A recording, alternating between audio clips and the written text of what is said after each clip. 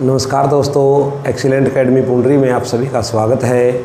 आज हम करेंगे बच्चों अपनी रियासतों से संबंधित कि रियासतों का विलयकरण कैसे हुआ था भारत के अंदर। देखो, पिछली वीडियो में हमने बताया था आपको कि सरदार वल्लभ भाई पटेल ने जब सभी रियासतों से भारत में शामिल होने का आग्रह किया तो लगभग सभी शामिल हो गए थे, लेकिन तो जो 5 रियासतें थी उन्होंने भारत में शामिल होने से मना कर दिया था। कई बुकों में ये 4 भी लिखी हुई हैं बच्चों, तो वो 5 रियासतें थी ऐसी जिन्होंने मना कर दिया था। तो आज हम उन 5 के बारे में विस्तार पूर्वक चर्चा करेंगे, जितना हो सकेगा उतना आज करेंगे।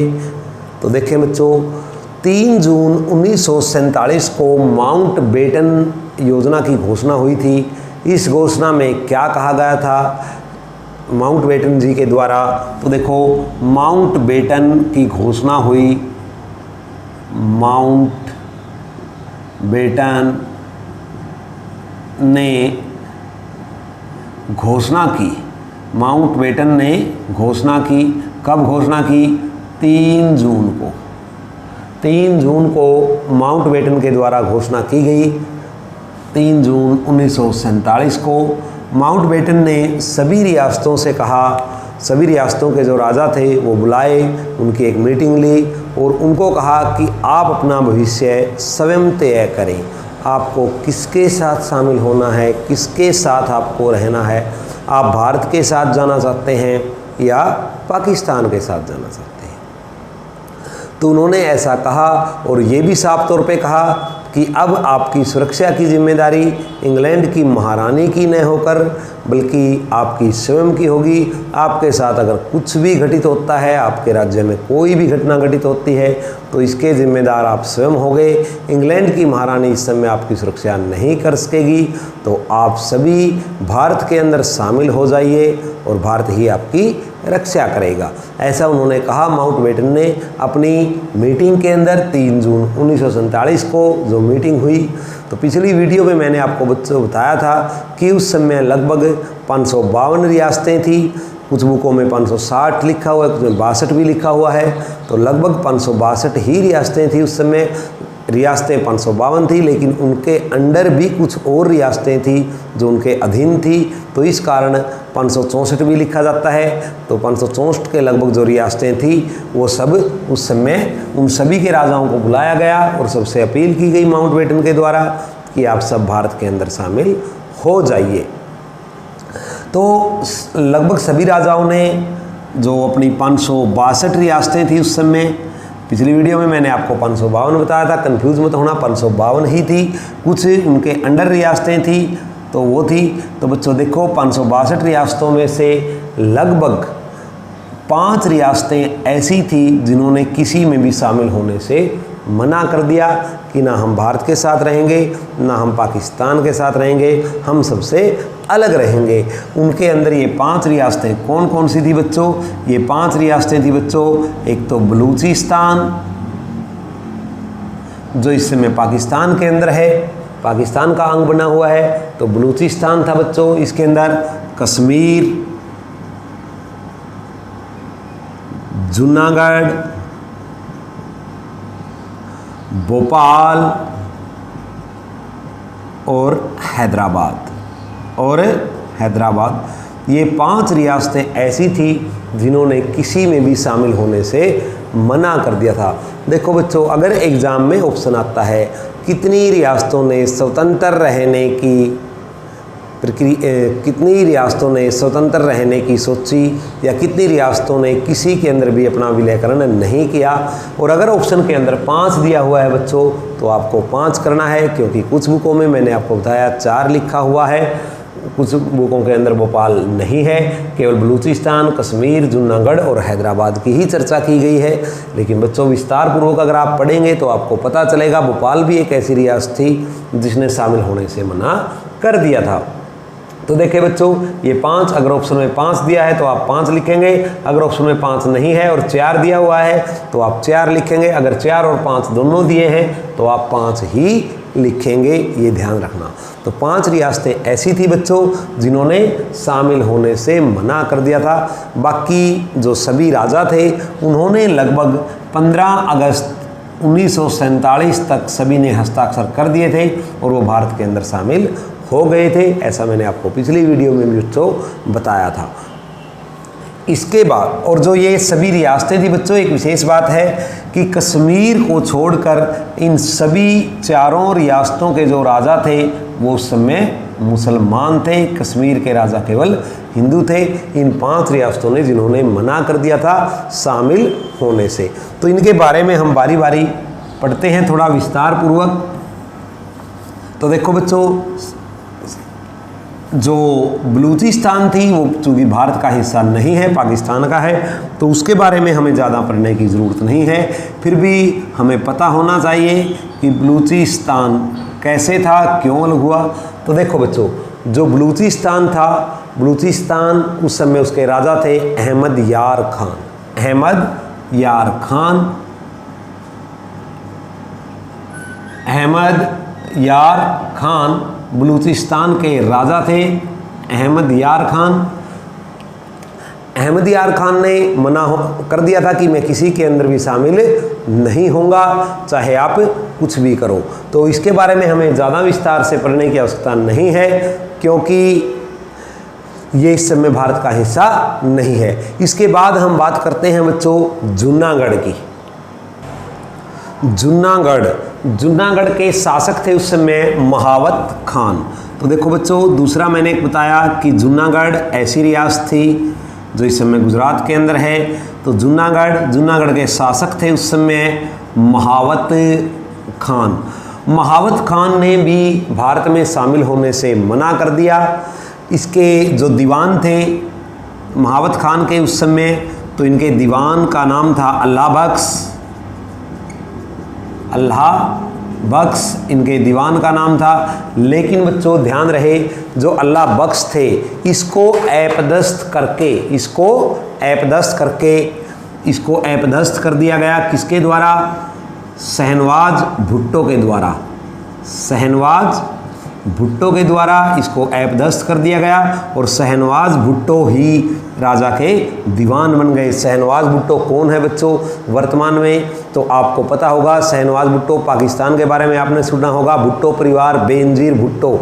तो बेनजीर भुट्टो के दादा थे शहनवाज, बेनजीर भुट्टो के दादा, याद रहे बच्चों, बेनजीर भुट्टो के दादा थे शहनवाज भुट्टो। तो शहनवाज भुट्टो इसका दीवान बन गया। शहनवाज भुट्टो ने इसके ऊपर दबाव बनाया महावत खान के ऊपर कि आप घोषणा करो कि हम पाकिस्तान के अंदर शामिल होंगे, न कि भारत के अंदर।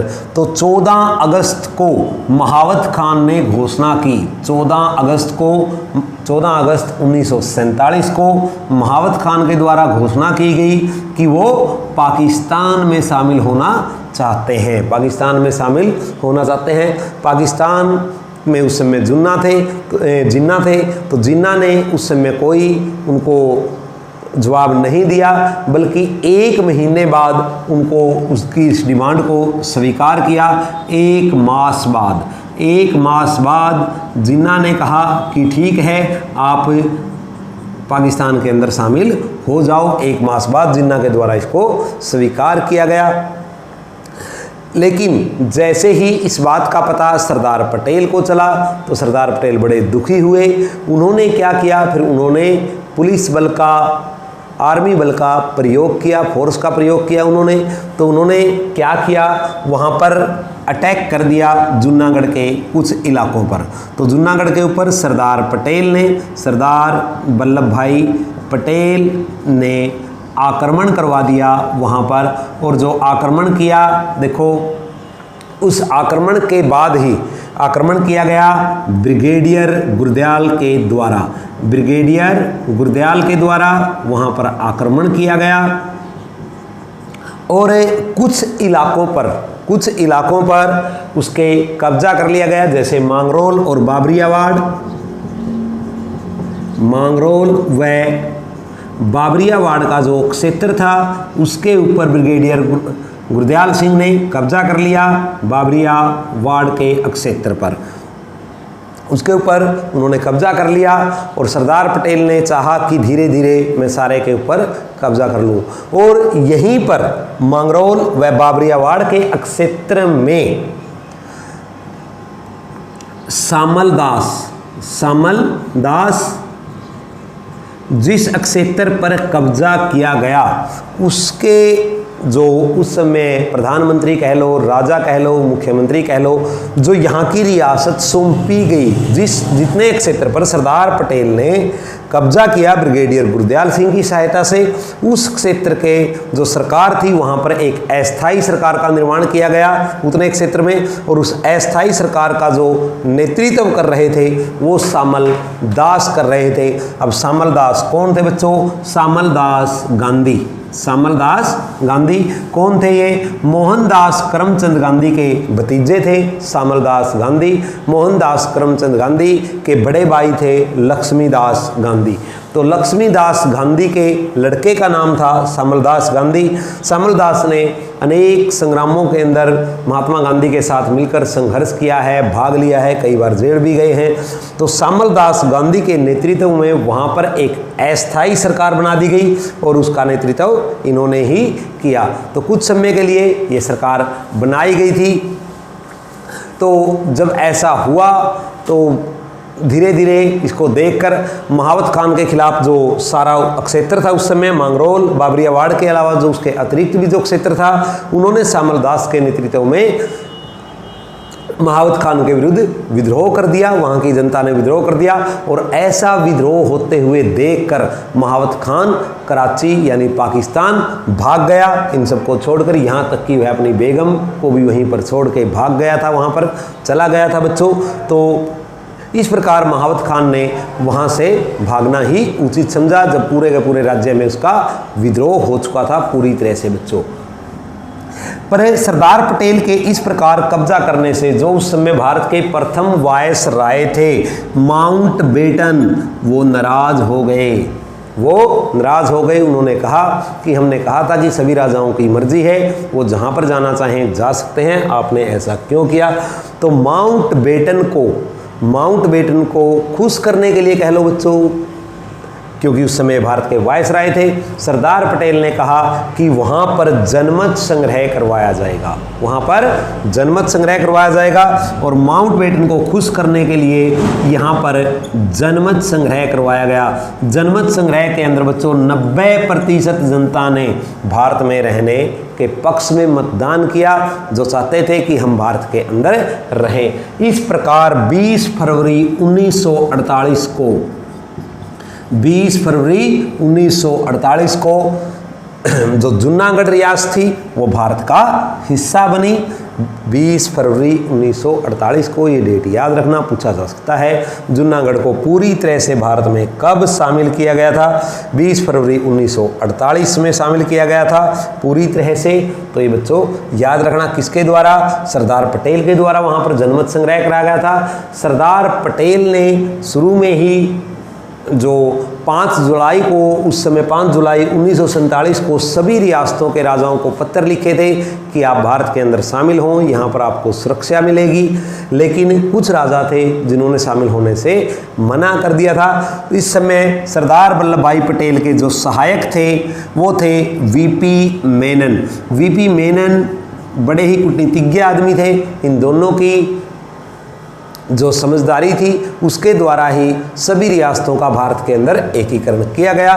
तो एक बार स्क्रीनशॉट ले लें बच्चों, उसके बाद हम अगली रियासत के बारे में चर्चा करेंगे।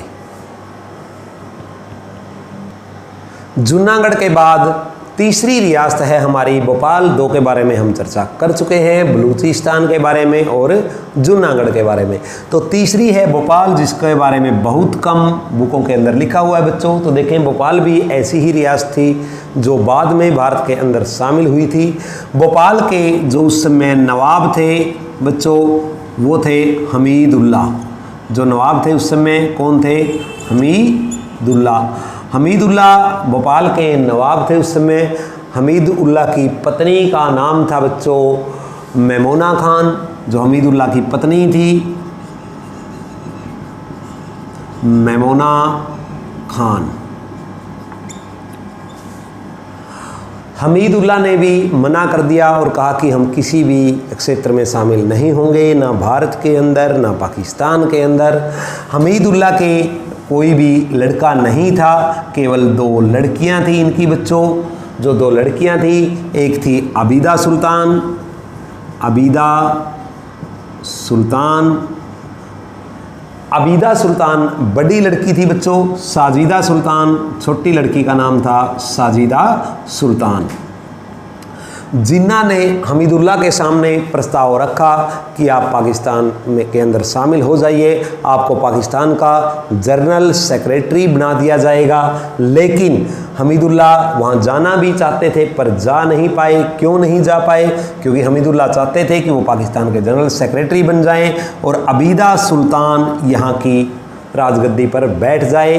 यानी कि जो बड़ी बेटी है, यही उस समय सिस्टम था बच्चों, जो बड़ा बेटा होता था या बड़ी बेटी होती थी वही राजगद्दी के ऊपर बैठते थे। तो वो चाहता था आबिदा सुल्तान राजगद्दी पर बैठे, लेकिन आबिदा सुल्तान ने मना कर दिया राजगद्दी संभालने से। यही नहीं, आबिदा सुल्तान 1950 में पाकिस्तान चली गई, यहाँ पर नहीं रही और पाकिस्तान के अंदर इन्होंने उच्च पदों पर कार्य किया, पाकिस्तान के अंदर शामिल हुई, वहाँ पर विदेश मंत्रालय के अंदर उच्च पदों पर रही है कई। तो आबिदा सुल्तान ने वहीं पर शादी की और वहीं पर बसने का फैसला किया। आबिदा सुल्तान के पुत्र का नाम आप सभी ने सुना होगा, शहरयार मोहम्मद खान। आबिदा सुल्तान का जो पुत्र हुआ है वो है शहरयार खान।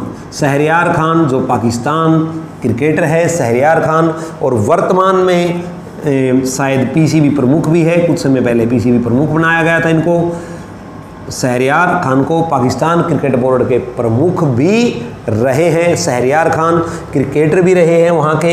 आबिदा सुल्तान के जो लड़के थे शहरयार खान, तो आबिदा सुल्तान तो बच्चों पाकिस्तान चली गई, तो फिर भारत में कौन बची? साजिदा सुल्तान बची। साजिदा सुल्तान को अब नवाब बनना था, उसको ही गद्दी संभालनी थी। साजिदा सुल्तान की शादी की गई जो इफ्तिखार अली खान पटौदी के साथ की गई। इफ्तिखार अली खान पटौदी जो गुड़गांव के अंदर है बच्चों, पटौदी गुड़गांव का क्षेत्र जिसके अंदर उस समय शामिल था, ये वहाँ के नवाब थे। तो इफ्तिखार अली खान पटौदी से साजिदा सुल्तान की शादी की गई। ये शादी हुई, इतनी फेमस शादी थी कि उस समय जो भारत के प्रधानमंत्री थे जवाहरलाल नेहरू, वो भी इस शादी के अंदर शामिल हुए थे, वहाँ पर गए थे शादी के अंदर, साजिदा सुल्तान की शादी के अंदर।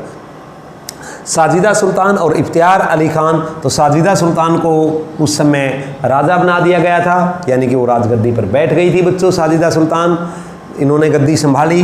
कब संभाली? हाँ, ये भी प्रश्न उठ सकता है कि साजिदा सुल्तान कब सुल्तान बनी? तो 1961 में साजिदा सुल्तान बनी। साजिदा सुल्तान के आगे जो बच्चे हुए तो उनका नाम था, इनका जो लड़का हुआ मंसूर अली खान पटौदी, जिसको आप सभी जानते हैं मंसूर अली खान पटौदी, जो कि भारत के अंदर क्रिकेट के कप्तान रहे हैं। मंसूर अली खान पटौदी सैफ अली खान के पिता, सैफ अली खान के पिता मंसूर अली खान पटौदी, यानी सैफ अली खान जो फिल्म अभिनेता है वो भी बंगाल के नवाब शासक का ही पुत्र है और वहीं पर पैदा हुआ था। तो मंसूर अली खान पटौदी इनके पुत्र का नाम था। मंसूर अली खान पटौदी ने जो शादी की थी वो आपको पता ही है बच्चों, मंसूर अली खान ने शर्मिला टैगोर से शादी की थी। शर्मिला टैगोर इनकी पत्नी का नाम है, शर्मिला टैगोर। इन दोनों का जो पुत्र था, इन दोनों का जो पुत्र है वो है सैफ अली खान।